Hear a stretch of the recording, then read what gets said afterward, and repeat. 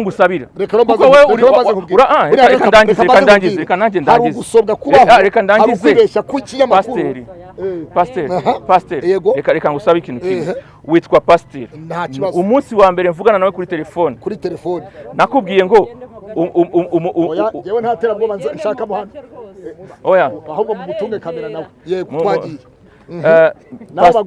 Pastor Claude yego baranyishe batinye kamera baranyishe jewe ndi muzima nabibere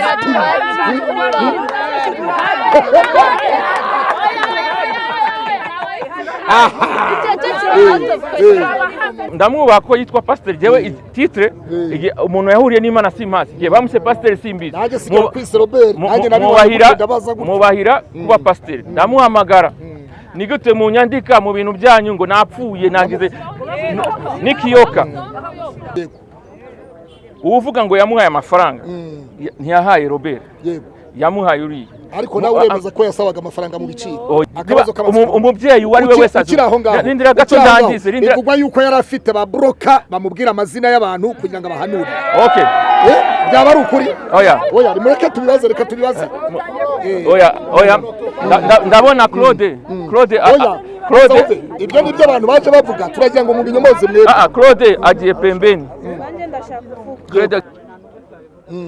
umwana aramusengeye uyo mwana kuva icyo gihe kugeza ubu ari muri universite ntarasubira kwa muganga n'umusino sinari muzi ntaba broker narinzi kuko nkubye ko twamenya namumenye kuri Zoom kuri televiziyo umubroker se namumenya gute jewe mu bunyangamugabe bwanjye sinagenda no kumubroker yego so nta mubroker nzi ibyo bintu byose ya interpretation bavuga baramubeshye aba bana bose ababona bose ibibanya bigenda se uyu mwana se wavuga iki mureke mbabwire yego ibyo mwavuga ibyo ari byo byose uyu mwana wamubuza ukuri nibyo dushaka rwose abantu abavuga ngo itorero nyambaye hafi bagende barebe filme kuko byose birahari barebe filme y'ijoro batambuka umwaka ya le 31 haba hari amakesha muri ayo makesha itorero ryose n'abashitsi bose barahagaze iminota irenga 10 basengera umugabo yitwa Robert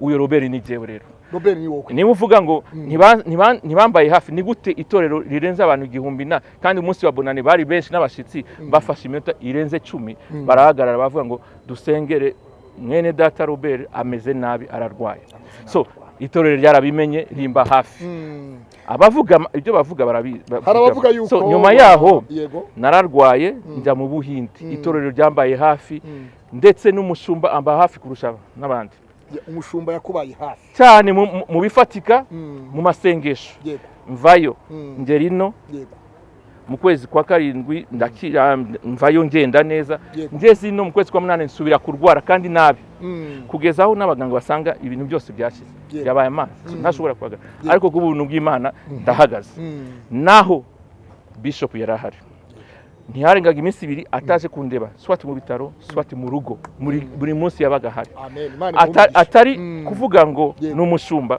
byari maze kuba nk'ubushuti kuko sabashumba bose bitangira rero kumva nico gituma nje hano kugira ngo munane namwe kuko ni mwebwe mwamvuzeho ubundi nije wagomba kureba kugira ngo mbeshuzi byamvuzeho yambaye hafi nk'umushumba nk'inshuti rero sinabika ibinyoma nzukuri n'ubuhamya bwigendera bw'icyo Imana yakoze nibyo bishop Harerimana yakoze mu buzima bwanjye amen hanyuma nk'umushumba hagati aho narakize ni murebe fanya hivi namugusawa sifa kwa Bwana amen sifa kwa Bwana hanyuma tujye rero twinjiye mu itorero zirafatiwe nturi umuvugizi arafunze ariko kandi uri umukristo ugomba guhamya ukavuguruza ibinyoma kuko ni byiza ko Yesu yabajije Petero abwiye Yesu ngo mwigisha ngo uzi ko bakwitiranyije bati bamwe baravuga ngo uri Eliya abandi muri Mose Yesu abaza Petero ngo mwebwe se ninde uri Petero uri Kristo uwera w'Imana wowe Bishop Bosco umwita iki bamwe bamwita igisambo bamwita umwambuzi bamwita umusambanyi wowe uyu munsi wa none Bishop umwita iki Bishop kuri jewe mwita umukozi w'Imana yahamagawe n'Imana afite mission y'Imana ku itorero ku gihugu n'amahanga. Iyo abwiriza kuri Zoom, jewe namukubwiye ko twamenyanye kuri Zoom, si jewe jenyine nakize, so hari abanyamahanga bakize, jewe ndi umuhamya, ubuhamya bufatika.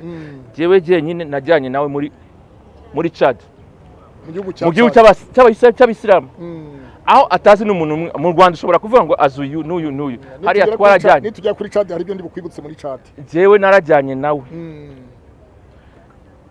muri stade, abakira bagaterura imbago zabo, bakoresha ibimenyetso n'ibitangaza. So hano ushobora gupinga, nicyo gituma mvuze ngo yahamagariwe itorero, igihugu n'amahanga.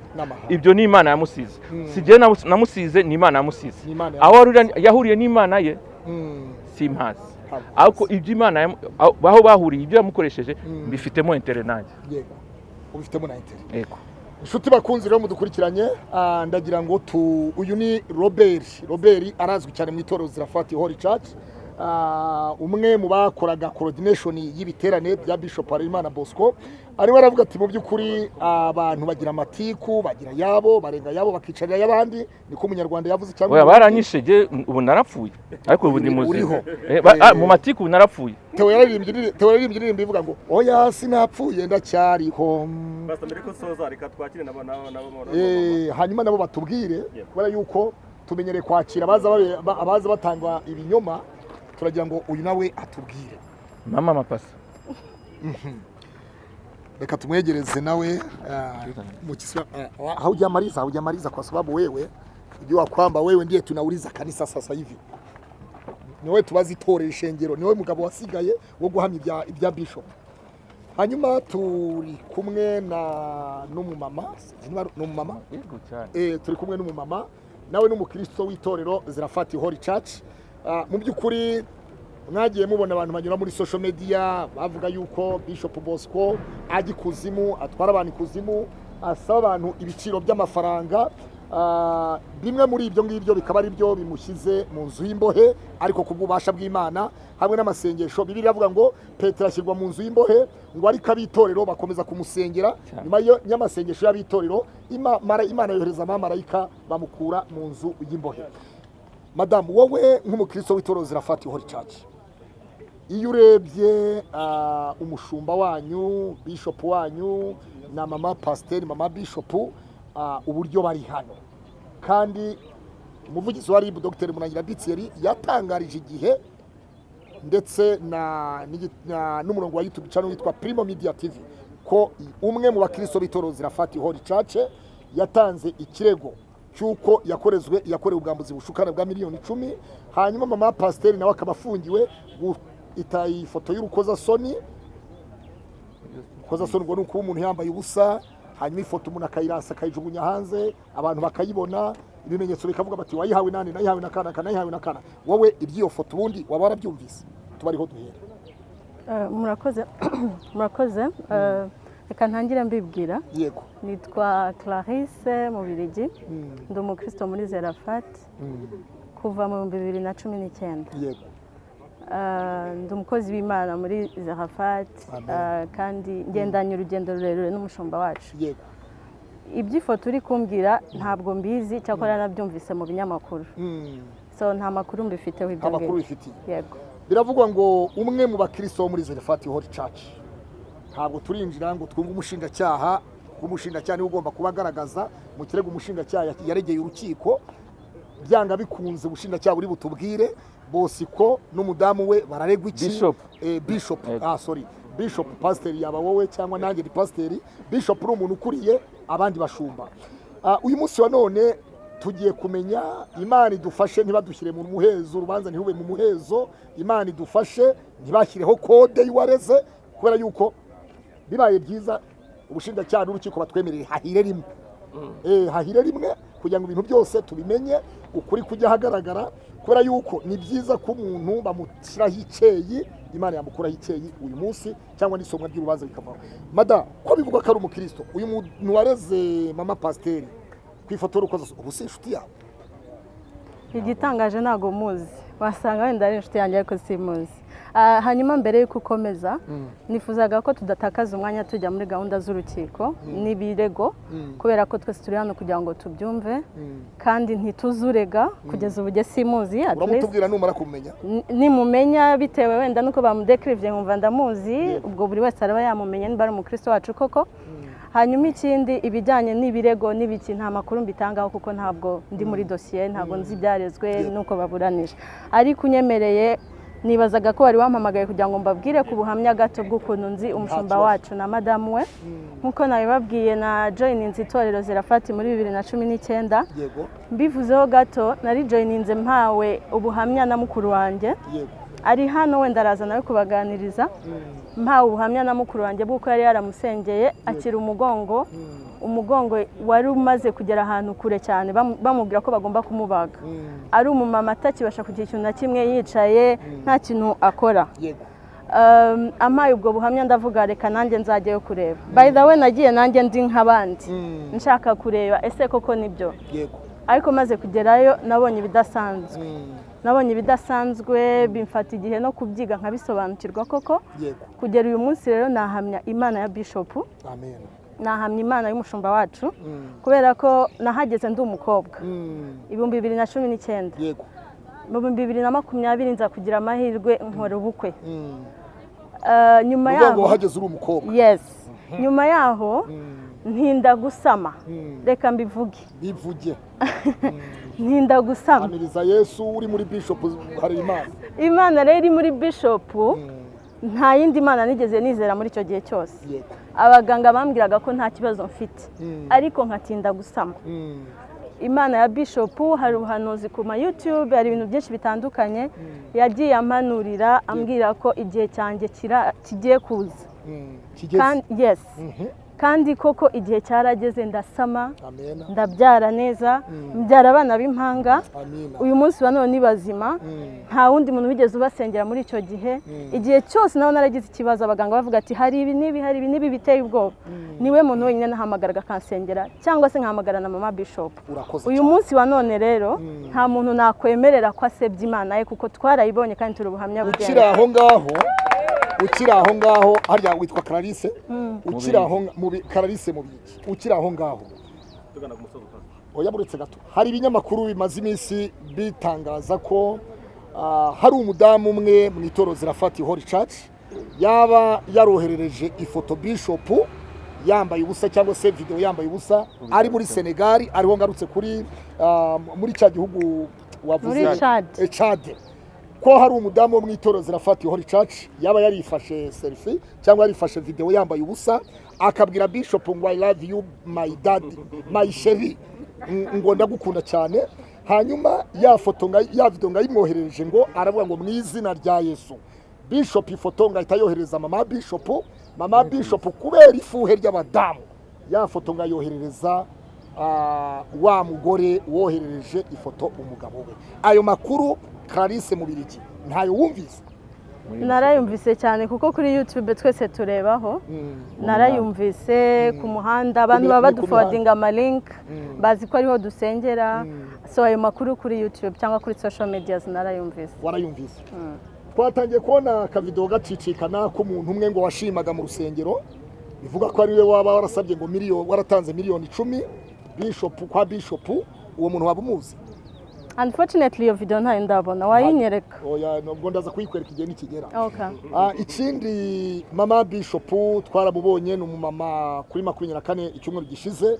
no mumama ubona ko atuje yari yambaye nk'umwadeperi kazi cyane ko aturutse mu itorero rya deperi atuje cyane uriya mumama ubundi mubanye mute mu itorero nka mama pasiteri nka mama bishop mama pasiteri tubanye nka mama bishop nka mama ariko ni pasiteri tumwita mami ku batabizi cyangwa se mère ni umubyeyi rero kubw'amavuta twabonye ku mugabo we ari we mushumba wacu byatumye tumumenya kurushaho ntabwo mbere twamubonaga kenshi kuko we akunda kuba ari Gisenyi ariko kenshi na kenshi twafataga igihe tukajya gusengera Gisenyi kandi nawe yabaye umubyeyi wacu mu mwuka kadusengera ndetse no mu gihe witabaje umushumba ntumubone wumvaga ko wahita witabaza na mama bishop jewe by'umwihariko naramuhamagaraga kenshi yaradusuraga wagize ibyago wabyaye akamuhemba rero no mubyeyi nawe tuzirikana nagaruka kuri papa Robert umukozi w'Imana ry'ururimi ukurara kuvuga ikinyoma kakita ikinyoma. Papa Robert umumama witwa Gramere mu rusengero zirafata Holy Church bamuzi avuze iki mu rusengero witwa ho oyo ntabwo muzi wari tumuzi batukubaza muri za komentari z'abantu mwambazaga umumama witwa Gramere mu itorero zirafata Holy Church ni muntu ki avuze iki ku itorero zirafata Holy Church yarikoreye iki mumushimira iki mumugaye iki umumama yitwa Gramere urumva ko ari Gramere nyine yego niba bishop amwita Gramere twese tumwita Gramere yego ni umukristo nkatwe twese icyo tumushimira ku itorero ni ubwitange yaritangaga natwe twese twaritangaga yego uko ubona bitanze umwanya wabo buriya time is money bikugaragariza yego n'ubwitange mu bindi bintu so Gramere nawe yari Gramere ni mukuru kuri twebwe twaramwubaha yitwa Monique nabibonye muri commentaire turamwubaha nta kituvanaho kutamwubaha kuko araturuta yego turanamukunda muranamukunda yes nta cyavanaho ibyo unless hari ikindi kintu cya nyuma cyatuma bivaho ariko ni umumama twubaha wumva ari cyabagihari cyatuma mubivanaho igihari ni mu mihanda nyine muri social media ibyo bavuga nyine urambaza ibyo uzi nka mwarimu reka nahuranye mu minsi yashize mama Gramere yaranditse muri commentaire mu kiganiro ku Urugendo Online TV ndetse no ku Ikaze TV Rwanda twe ntabwo twari tumuzi arandika dige uwo mwana ibyo avuga ni ukuri yavugaga wa musore ndizeye Aberi ati uwo mwana w'umusore ibyo avuga ni ukuri urugo rwanjye rwari rwarasenyutse nari naratandukanye n'umugabo abana bari baramvuyeho atariko Uwiteka agenda akora ibitangaza ubu ngubu birimo biragenda neza n'imitungo yanjye yazimiye ahari Imana izayigarura twagize gutya tubona gihe banditse inkuru bayihuje n'ikirego cya Bishop Bosco Imana uyu munsi baho bavuga ko umuntu bahaye X bahaye inyuguti ya X cyangwa amazina ya X ko yaba ari umwe wakoze ibikorwa 80% mu itorero zirafata Holy Church mu nyubako y'urusengero rwa Gisenyi rwa Rubavu ko hari ibibanza biri Rubavu ko hari ikibanza cyaguzwe mu murenge wa Ndera hari za Gasogi bavuze mu mupasteri yewe rero nka pastor nahise mbisamira hejuru ndamumenya ni ikibanza cyaguzwe n'umupasteri Ntambara Emma Igasogi kandi uwo muntu wakiguze turamuzi wowe ikira kibanza ni cya Zerafati ni cya Bishop Bosco ni cya Gramere ni cyandi ungiriye neza umpa makuru kuko ibyo uvuze ntabyo nzi kandi mu bituzanye hano ubivuze neza ko babyanditse nabyo birimo dore ngibi reka bisome oya wafata umwanya mwinshi muri turi live muri nanya so wafata umwanya mwinshi tutegereze ibyo batubwira hariya hanyuma muri conclusion urambaza ati ubira ubizi gute urabibona ute ariko bitarajya hariya simbizi meze nkawe wabisomye umeze nkanjye wabisomye kugihe bamuhaye X ariko jewe sindi umukozi w'igihe sindi n'umugenza cyaha ntabwo nshinzwe iperereza jewe ibyonzi nibyo mpagazeho 100% ikibanza cyari icya itorero urufatiro rwa Kristo kiza kugurwa hagati ya Gramere na Bishop Imana Bosco nahise numva umwe muri abo ngabo wowe ubizute ndagusubira mu byo wavuze turi hano kubera iyo problem reka twumve ibyo urukiko ruvuga hanyuma turabona aho dufatira tuvuga yes kuko jewe nishimiye ko uri umujournaliste asa nkwisabira ikintu kimwe yego ube journaliste wa professionnel wa ku mpande zombi urumva ko ariho turi hanyuma none twishimiye kuri mu mpande zombi natwe hanyuma mube n'abajournaliste d'investigation mbere yo kujya mu mihanda muvuge mukora investigation wabonye ku gihe wowe se ubiziho gute kuko ku gihe ni igihe cyakoze investigation wowe wakoze copy paste uzi ukuri se ko igihe cyavuze ukuri igihe wowe wasomye ku gihe ukora copy paste ushyira muri mind yawe sibyo investigation wakoze niki ni copy paste cyangwa washatse kumenya ukuri kuri ndani nibyo ngusabira kuko wewe reka ndangize hari ugusobwa kubaho reka ndangize kwibeshya ku kinyamakuru pasteur reka ngusabe ikintu kimwe witwa pasteur umunsi wa mbere mvugana nawe kuri telefone nakubwiye ngo yewe nta terabwoba nshaka muhano ahubwo mugutunge kamera nawe yego twagiye nawe bagutunge kamera Pastor Claude yego Pastor Claude na utinya kamera ntabwo bari twabicanyi jewe baranyishe batinye kamera baranyishe jewe ndi muzima nabibere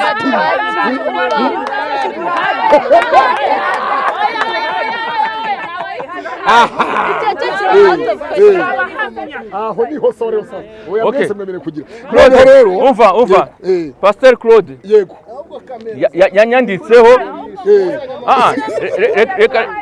reka mwereke ko reka twumve twahisemo Robert reka bahagarariye mureke tuvugane jewe nangwa namwe nta wabavuze ku zina jewe ndamwubaha ko yitwa pasteur jewe titre umuntu yahuriye n'Imana simpazi giye bamuse pasteur simbizi mubahira kuba pasteur ndamuhamagara nigute mu nyandika mu bintu byanyu ngo napfuye nagize nikiyoka ndashima Imana ko ikiyoka kivanyeho ariko uyu munsi naje hano nkubonye si wowe wampamagara nije nakuyamagariye kugira ngo nkwereke ko ndi muzima kubyo bavuze ko napfuye ndi muzima so uyo Robert bavuze ni jewe ni wowe kuko bamaze kuvuga kuriya nahamagawe n'abantu barenga 10 mukanya gato nkibaza nini bimeze gute abo bantu bose bamagaraga bashaka kumenya ko ndi muzima ko babonye wa mutima ucitse kabiri umutima ucitse kabiri bati yapfuye bari bazi ko ndwaye bakamenya ko babona ko napfuye ariko ndi muzima twabajije kandi wadusobanuriye watubwiye yuko utigeze urwara imyuka mibi siko watubwiye bana iyo irananzi apana nakijijwe imyuka mibi nakijijwe muri 99 twakoze ibiterane twakoze umurimo w'Imana muri Zion niho torero ryanjye nakijijwe so na hariya mfite imirimo myiza so iyo myuka mibi ntabwo ndindira ko abandi bayirukana na jewe jenyine nabahaye ubushobozi bwo kandagira scorpio n'umutware sinshaka ko banzima jewe jenyine ndabyikorera iyo nzo kuvuza barayigarura kuri titire dore kuko bari abanyamakuru oya jewe jenyine sindindira ko bansengera kuko mfite ubwo bubasha ni Mwami Yesu wabumpaye ufite ubwo bubasha n'Umwami Yesu wabumpaye ngo bazamenya ijambo ribabature jewe ijambo ryarambatuye so ibyo bavuga ngo abandi bongeza kubyo jewe nifitiye umukozi w'Imana Robert amahirwe hari dore ibitangazamakuru noneho bibaye byinshi na Flash TV dore ngiyi turashaka kumenya nyirizina nk'umukristo wagendanaga na Bishop Arinzwe Bosco mwajyanye mu bihugu byo hanze wateguraga ibiterane Bishop akabijyamo uyu munsi wa none ibintu arashinjwa ubwambuzi bushukana mu itoro zirafata ihori church ari naho RGB Rwanda Governance Board yashingiye imwambura ubuzima gatozi ibwambura itoro zirafata ihori church ishingiye twagiye tubona bagiye basoma bavuze amategeko ngo itegeko nimero niri itegeko nimero niri itegeko nimero niri ubundi byari bikwiye ko RGB yandikira Bishop Arinzwe cyangwa yari kwandikira itoro zirafata habafite ubuzima gatozi urakoze cyane nakubwiye ngo uceceke kugira ngo twumvikane Pastor Claude nakubwiye ngo hano turi ni hehe ku Rukiko tuje kumva iki twese ibyo bintu byose umbwira jewe sindi RGB sije nanditse ifite ishingiro cyangwa aho icyo yashingiyeho kugira ngo yandike turabyumvikanaho niba RGB yaranditse ifite icyo shingiraho kugira ngo yandike uvuga ngo yamuhaye amafaranga ntiyahaye Robert yamuhaye uriye ariko nawe uremeza ko yasabaga amafaranga mu biciro oya je nakubwiye wowe wambashije mbere abakurikira video baze kuyikurikira kuva na mbere wambashije ngo yagusabye amafaranga nkubwira ngo je nakizizwe kuri televiziyo ntanamuzi naje kumenya nyuma mfite umwana urwaye nkinjira mu rusengero ese ubundi Robi asabye amafaranga y'icyaha ko gukorera Imana atari icyaha asabye amafaranga bigize icyaha. Reka nkubwire Claude ndahanuye hari ukwishyura sale muhe Kayizari ibya Kayizari iby'Imana w'Imana bya Kayizari muhe Kayizari. Ibyo rero sije mvugira bishop, hari ijambo ry'Imana ribivugaho. So Pastor Claude, Karame, kuri icyo kintu uri gukomeza witsaho ngo ese asabye amafaranga, erega nicyo kintu kituzanye hano, ubu aba bose bari hano kubw'icyo kintu. Ni byiza ko turagira ngo mwebwe nk'abakristo mukireho umucyo. Yego, ni byiza ko tujya dusobanukirwa. Abantu batajya mu nsengero kenshi imyumvire yabo hari igihe bitandukanye niyo bajya mu rusengero buri munsi, ntabwo iri hasi ahubwo biba bitandukanye rimwe na rimwe. So twebwe nk'abantu bemera Imana tuzi gutanga ituro icyo ari cyo. So kuba tuzi gutanga ituro icyo ari cyo, iyo nje gushima Imana ibyo yankoreye nkatanga ituro, ntabwo mbibara ngo iryo turo ndihaye bishop, mbara ko ituro ndihaye Imana. Ibyo rero nibyo bibaho. Hano hagira icyo nkwibariza ku ituro. Ibyo nibyo bibaho, bitaba ku muntu umwe cyangwa babiri. Umuntu ashobora gushima Imana akavuga ati ntanze iki. Ntabwo biba muri zerafati gusa, biba mu matorero menshi. Ahubwo umuntu wese n'uburyo abyenterpreta. Ariko ubyenterpreta nk'ubuguzi, nk'ikiguzi utanze, uba wibeshe kubera ko nagubuza Imana wizeye. Urakoze cyane. Twebwe rero Robert yatanga, natanga, nanjye ndatanga nigeze no gutanga imodoka yanjye kubw'umurimo w'Imana. Ntabwo dutanga kuko ari ikiguzi, dutanga dushimira Imana ibyo yadukoreye, tunashigikira umurimo w'Imana. Akabazo kanyuma k'amatsiko kagiye gufasha buri muntu wese. Umukozi w'Imana yafata igihe cyo kwiyiriza akadusengera, akaba hafi yacu, twe tukadanirwa gushigikira umurimo w'Imana ngo ubwami bw'Imana bwamamare, butera imbere bwamamare. Turabikora, tuzakomeza tunabikore. Clarisse mu Birigi, ndimo dusoza twese tujye no gukurikira gahunda zindi z'urukiko. Biravugwa yuko uwamufungishije amubanja cyangwa se yamusabye ibihumbi 10, yamusabye miliyoni 10 z'amanyarwanda. Birashoboka ko aya mafaranga yabaratanzwe mu buryo bwo gukorera umurimo w'Imana. Hari igihe umuntu ahagarara akabona mikoro yaryoshye, abantu hari benshi barimo baragenda batanga, umuntu nawe akaba yakihagara ati nanjye ndatanga miliyoni 10 zo kubaka umurimo w'Imana. Ariko ejo havuka ikibazo runaka, bikitirirwa ko umuntu umushumba yasabye amafaranga.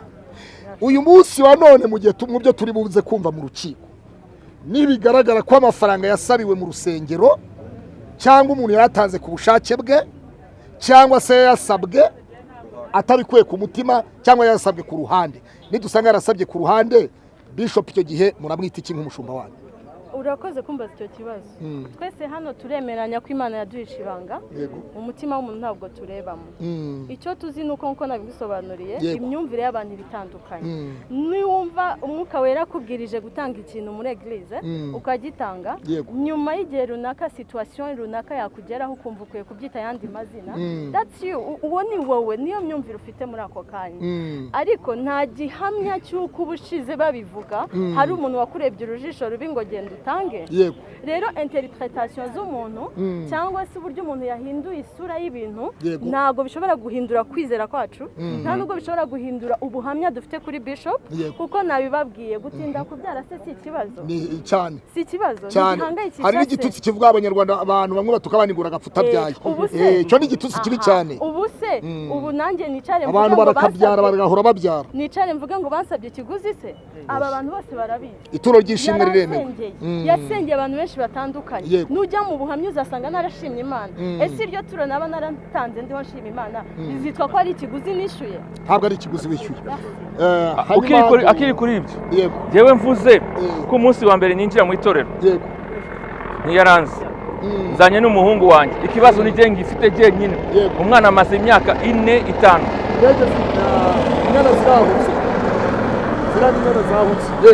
Umwana amaze imyaka 4-5 atiga neza, buri munsi kubabara umutwe bya bindi bagomba kumutera inshinga, bakamamagara nkajya muri internet kumufata akamutera inshinga. Twinjiye mu itorero atazi ikibazo cy'umwana, nibwo bwa mbere ninjiyemo. Ariko je nari namubwiye ko nzaza muri itorero rye kuko kumushimira, kuko nari naramubonye kuri televiziyo. Yagushima ni ngombwa.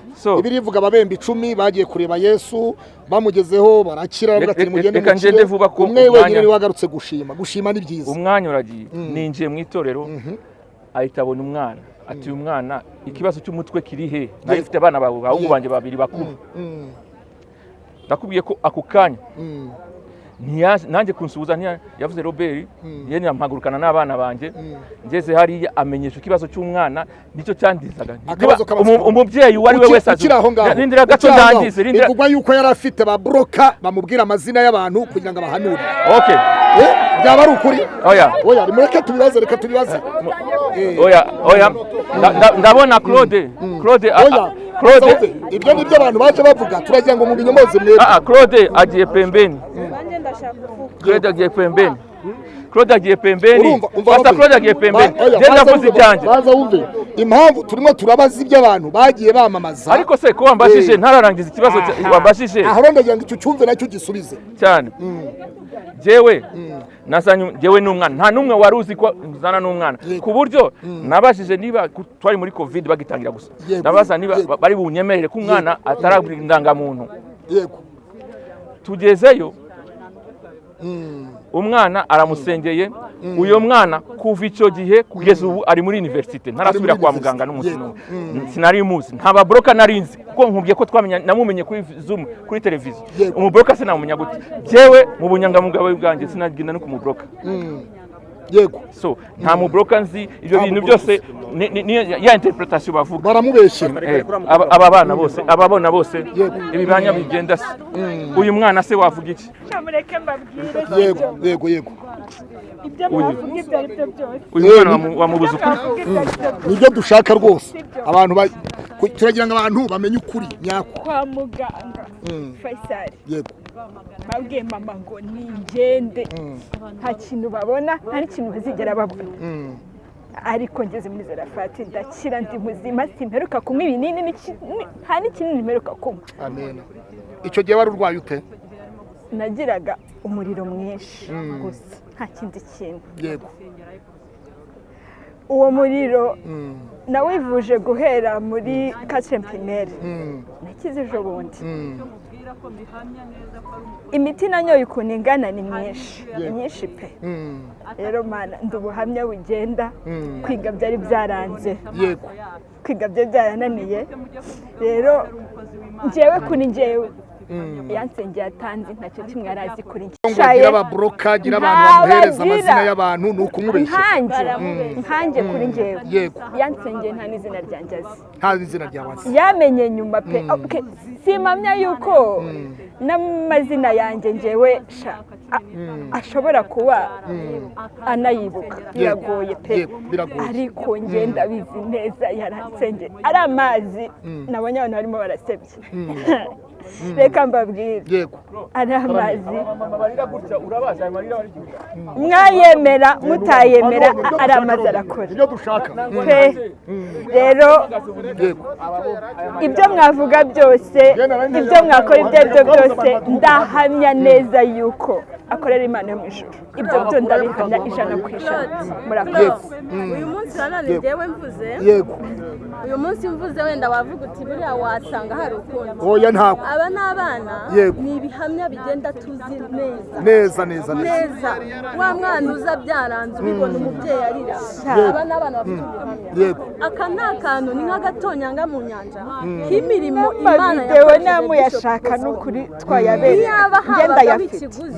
Uyu munsi yaba ari milliardaire of course. Yaba habaga ikiguzi twari kumuha kubw'ibyo yagiye adusengera bikakunda yaba ari milliardaire. Hanyuma Clarisse urebye ikibazo si ugusenga ikibazo twibandarayeho tubandaye ku bintu bitumye afungwa uyu munsi.